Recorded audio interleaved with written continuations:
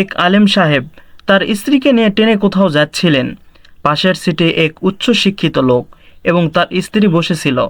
সেই লোকটির স্ত্রী গায়ে ছিল বেশ খোলামেলা পোশাক। এক সময় উচ্চশিক্ষিত লোকটি আলেম সাহেবকে শুনিয়ে শুনিয়ে বলতে লাগলো, মোল্লারা তাদের নিজের বউকে আবদ্ধ করে রাখে, তাদের কোনো স্বাধীনতা নেই। তখন সেই আলেম সাহেব বললেন, ভাই, আপনার ওই ব্যাগের মধ্যে কি আছে?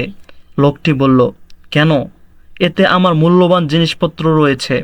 আলেম সাহেব বললেন, আপনি এগুলো ব্যাগের ভিতরে রেখেছেন কেন? লোকটি বলল, চোর এবং খারাপ লোকদের হাত থেকে বাঁচাতে লুকিয়ে রেখেছি।